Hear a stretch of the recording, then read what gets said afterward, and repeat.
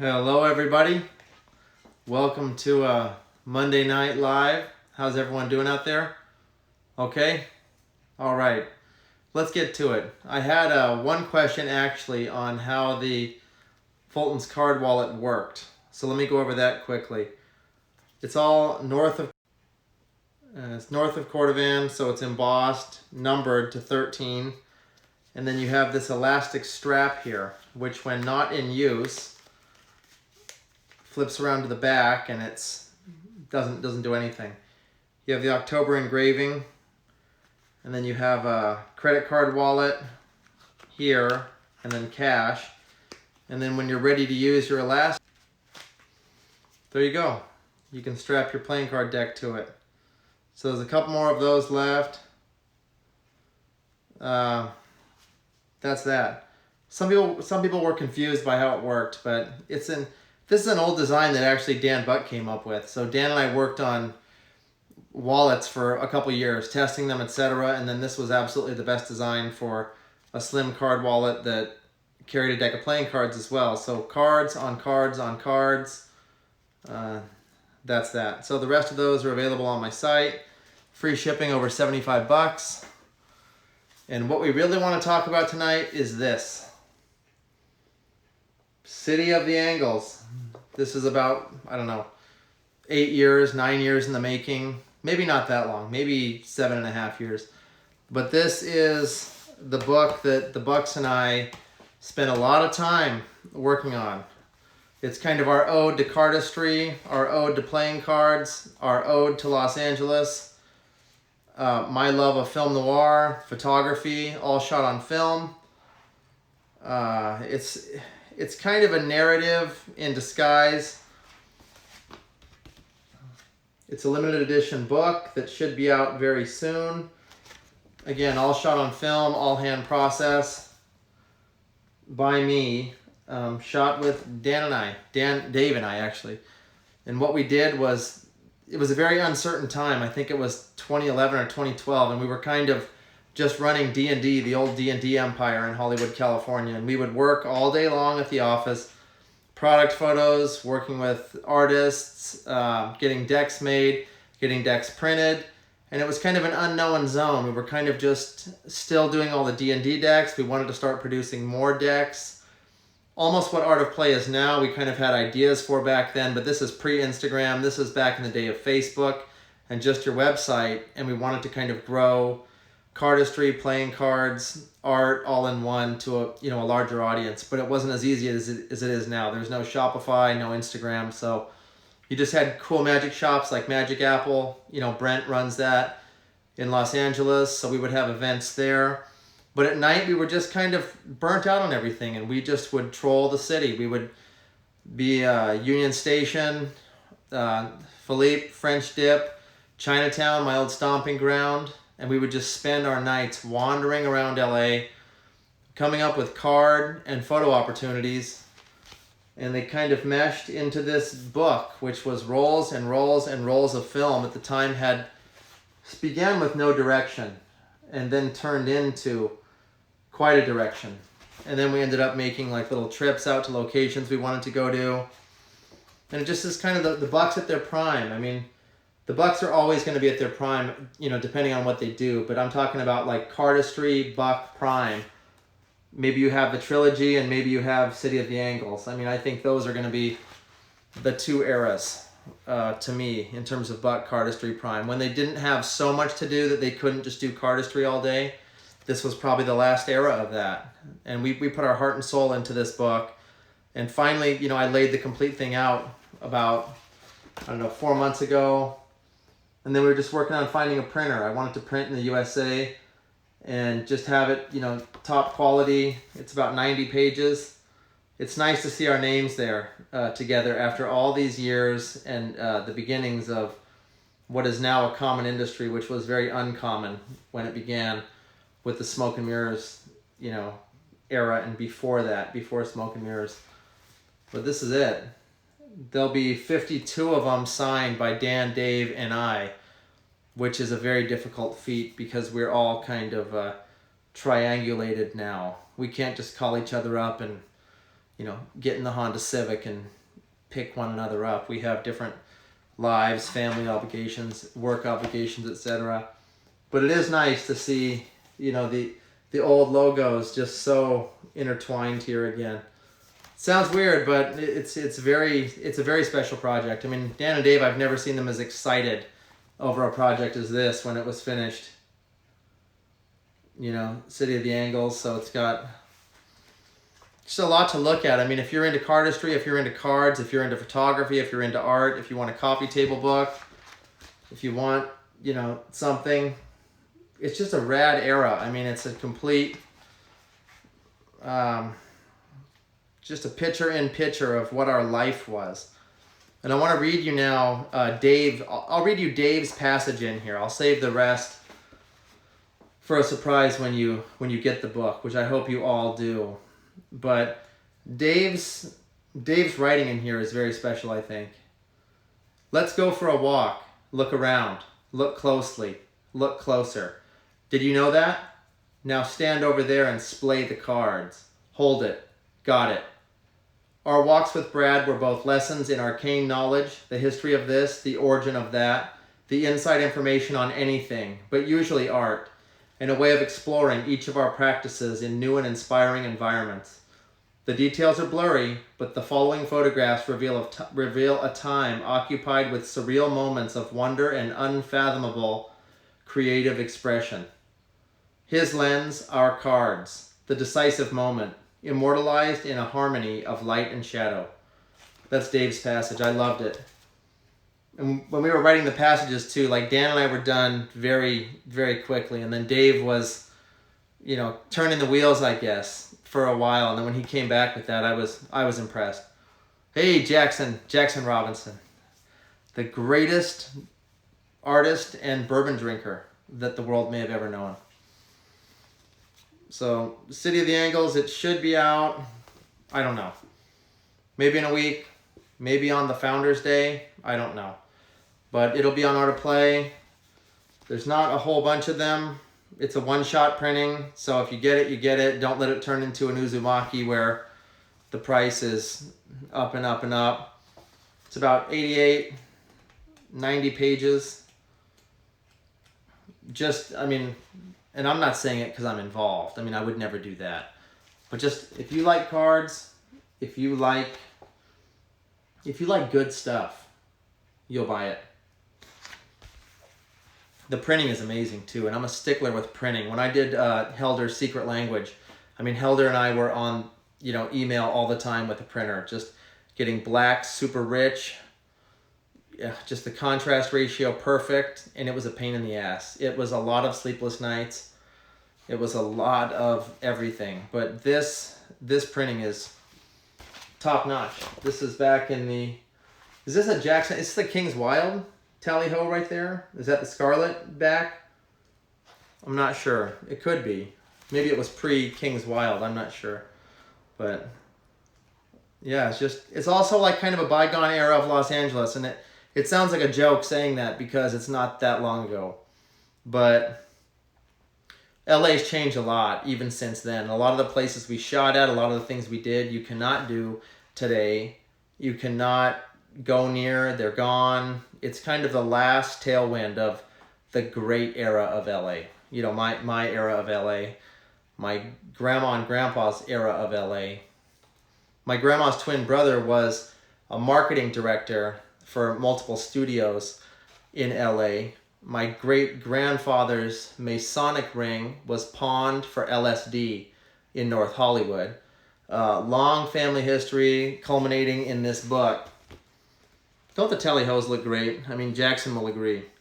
I mean, look at that. And when I was shooting Secret Language, I mean, I never got tired of the tally-ho back. Dougherty is a freaking genius. You look at how much time has passed, how many cards have come out, and how much better does it get? I always think of knives, like, you know, when I see the tally-ho back, it's like someone just laid down the perfect fan of knives. It's just unbelievable. Jackson Robinson is the modern day Dougherty. One of the few people with like that skill, that actual skill. You know, it's amazing. It's amazing. Well, that's it. That's City of the Angles. Don't let me just sit and ogle at my own work there all night here. But it's a fun project to do. He's better. Jackson's better than Dougherty? I don't know. It's like when you say, is Kobe better than Michael Jordan? There wouldn't be a Kobe without a Jordan. So none of us would do anything if it weren't for Dougherty. And Dougherty was from Donegal too, which is a nice place to be from. Jackson is the greatest of this era, no doubt. And if you work with Jackson and you see him work in real life and you watch what he can do, technically, on the ball, mind-wise, idea-wise, it's next level. It's next level. I dare you to Zoom with Jackson and keep up with him. He may have had a bottle of bourbon too, and you cannot keep up with him. No way. Is it mostly just pitchers?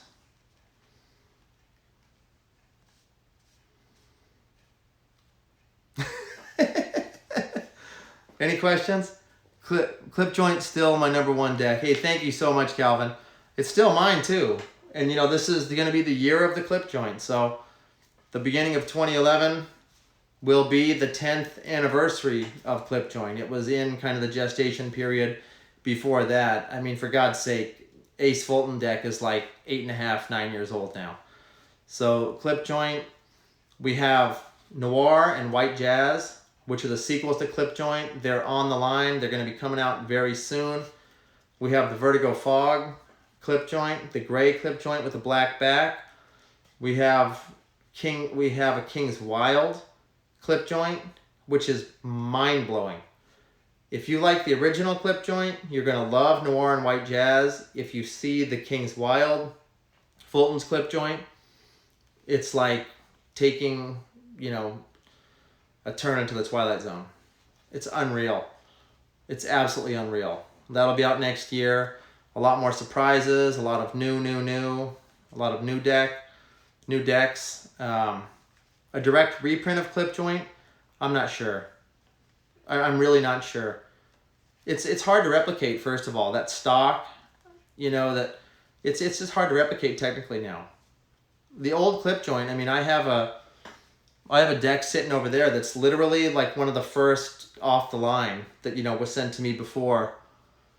And it's beat to hell. And the thing springs like it's brand new. It's just a bulletproof deck. The box too is just like that flimsy paper that like if you gave it to me now, I might frown upon it. Like, okay, let's get a better stock of paper. But for the deck, for the supposed era, it's a perfect box because it fades, it rips, it kind of, gets notches in it. I love it. Yes, there's a King's Wild clip joint. There might be multiple King's Wild clip joints. There could be. The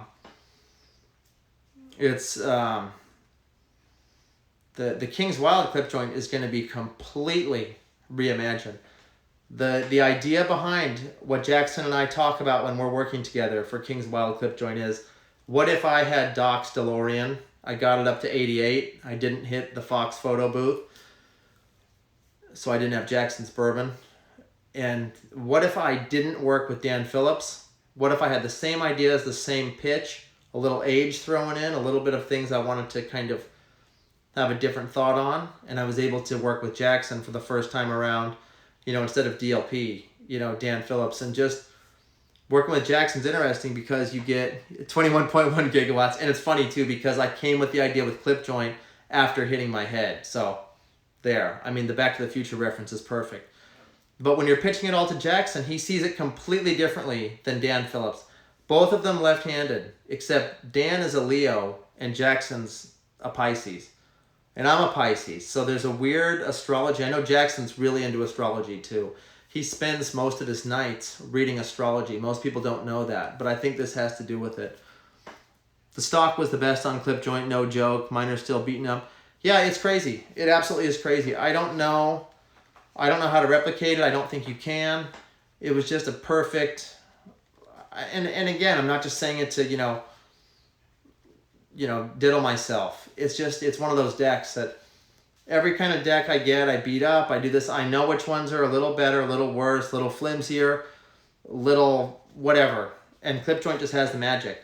I remember sitting with Dan, Dave, and Sid Siegel in Vegas at a hotel, and I said, I was just passing the clip joint around, like, just beat it up, you know, fold it, just beat it up, just do whatever to everyone, you know?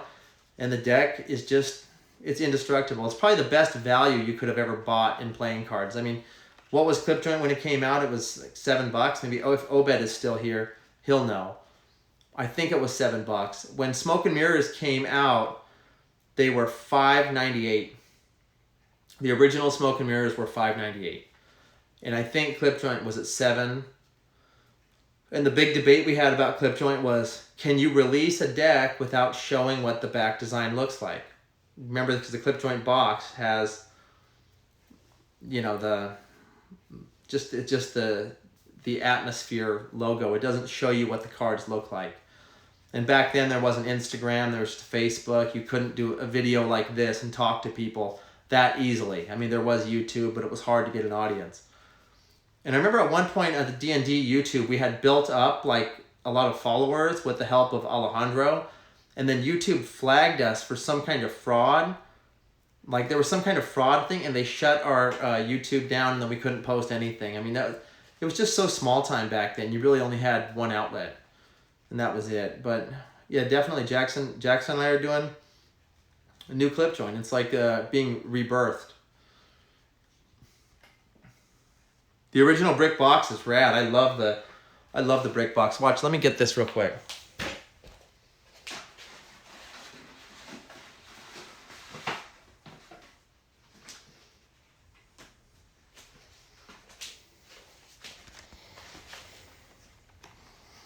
Okay, everyone there?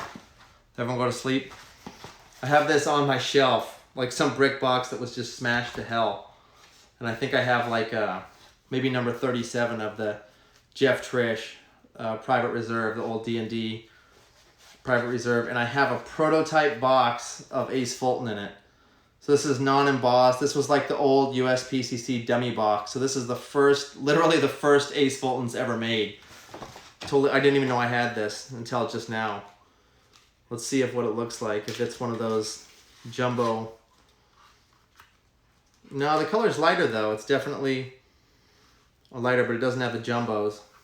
But yeah, it's definitely like a comp box. It's not what the Ace Fulton box became. You can see the way it reflects light. The custom brick box was rad. I love that box. It's just one of the best. I'll bring it back and more. I think I'll do something even more with it. But yeah, this isn't my totally beat to hell one, but this is a super old, you know, clip joint just sitting here. And yeah, that was the debate, was will somebody know what they're buying if that's both sides? I guess, I don't know. What's interesting though is at the time I got a lot of messages from like people who were really into Magic, not cardistry, and they were like, thank you for doing a great deck. Thank you for doing a classy deck. I mean, if that's the word for it, but that was a response at the time. You know, if everyone here is too young to remember. It was also, I still love that Ace of Spades. I could not change one thing on it.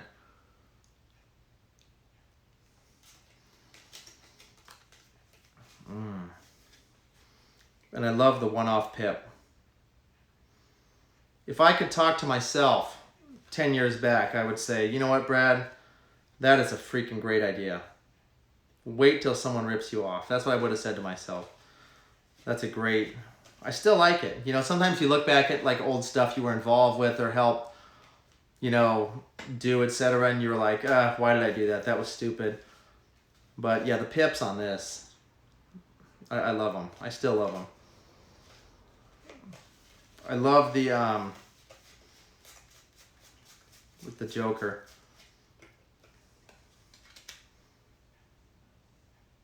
You know, which was the Siamese Cats. Which is my grandpa who inspired this deck, Sam Fulton, who was the ultimate noir character. Always wore black and white. Toughest guy you'd ever meet. He loved Siamese cats. He hated dogs, and he only liked, Siamese cats. And he used to have a Siamese cat. He had one named Sookie and then one later named Jasmine, who would sit on his shoulder, and he had a 1956 custom Dodge Royal that was black and white. And he would come home from work. He worked for Boeing, cutting sheet metal and building planes, since the World War II days.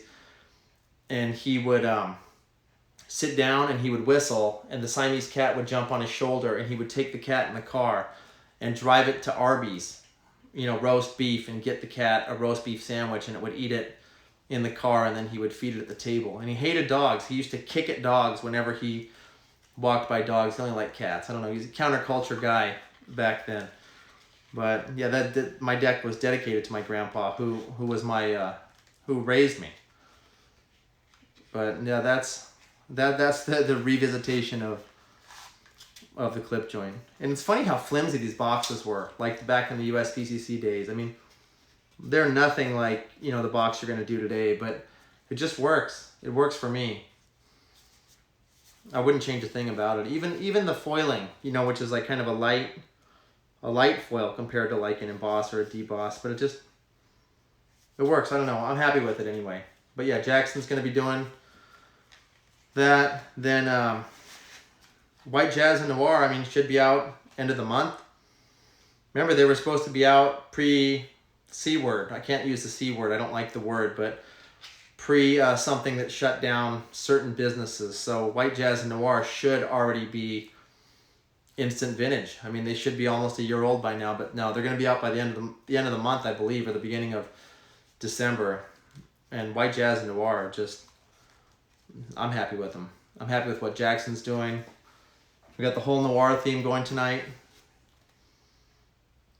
City of the Angles.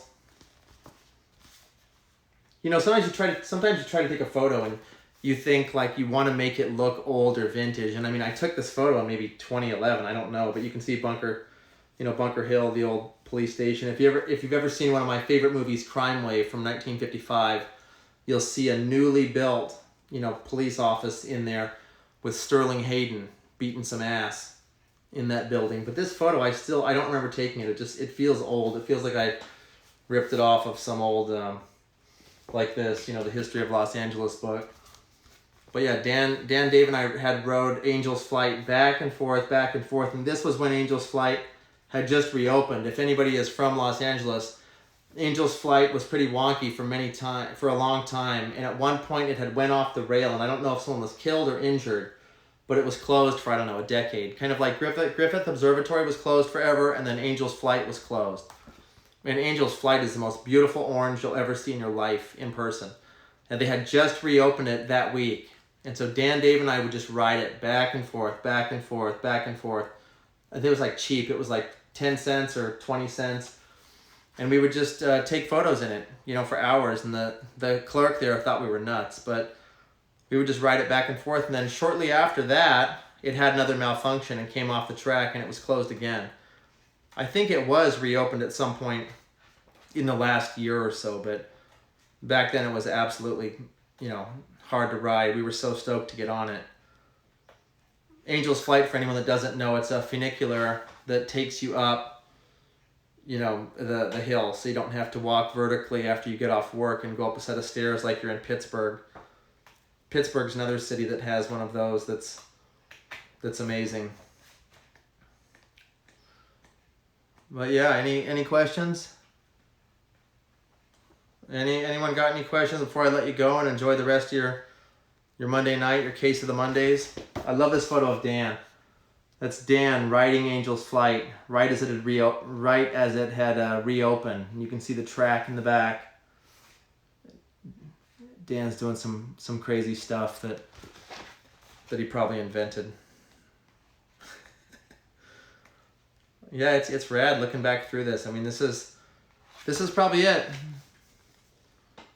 One of the things I'm most proud of, in my career, the things that Dan and Dave are most proud of, and believe me, they've seen it all. Be out soon. It'll be an affordable coffee table book. It's limited. Only 52 will be signed by the triplets, Dan, Dave, and I. I'm gonna go to Jasmine Noir. I don't know what Jasmine Noir deck is.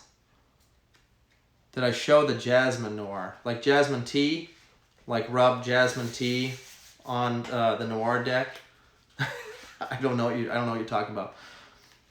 If you're talking about Noir, the deck's coming out maybe a month, at the end of the month, so I don't have a deck to show you. I would love to show the deck off, because you would just all be envious and jump through the phone and take it out of my hand and say, how did you create this? You're not even Jackson Robinson.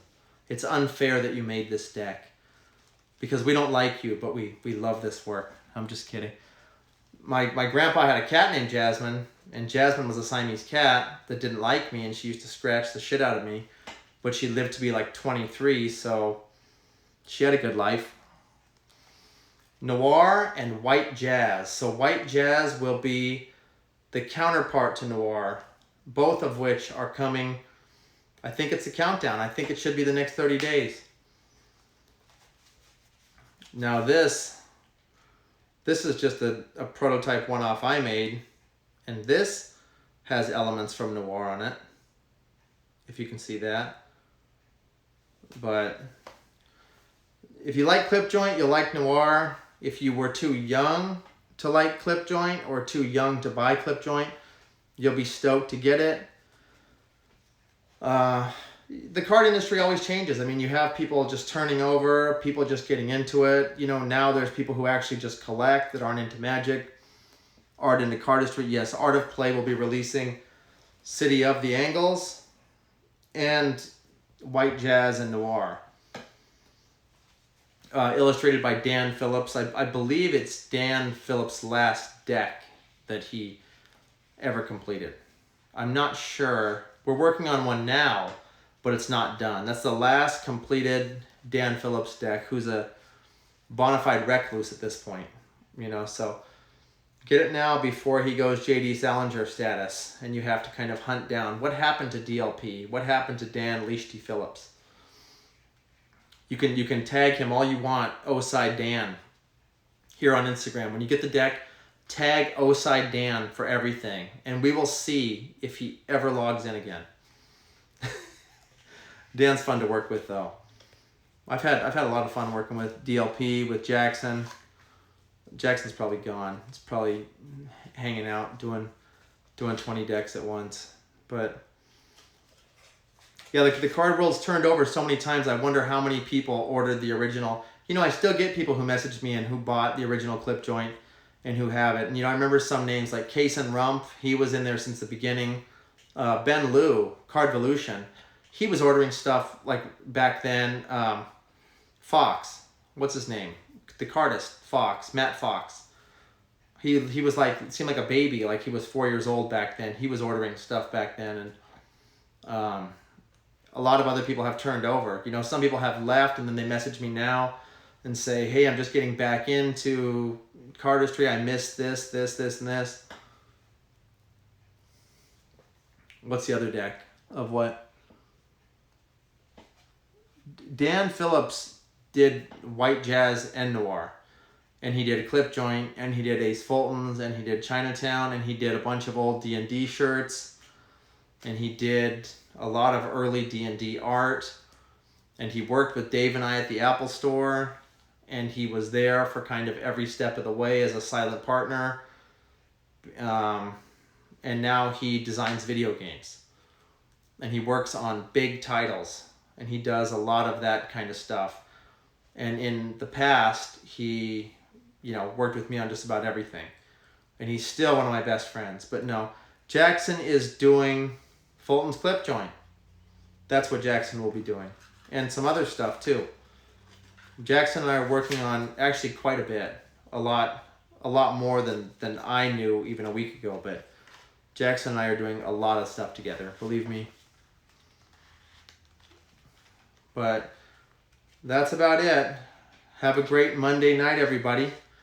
And remember to just keep your eyes for this. This is something I really think you don't want to miss if you like cards, if you like cardistry, if you like Dan and Dave, if you like black and white photography, if you like film, the look of film, the grit of film, real fine art, not in the hoity-toity, nonsensical style, but something that's actually useful to look at, to wake up and have a coffee. And I've had this dummy print for a week and a half. Dan Buck had it before that. Dave had it. We've kind of passed it around and took notes for the final print. And I still got to tell you that I wake up, I have a coffee, and I look at it, and I'm very perfectionistic. I nitpick, and I just look through it, and I'm proud of it. Honestly, there's not going to be anything that I want to take back in a decade. So thank you for your time. Keep a lookout for that, and I will see you all later in the future. Good night.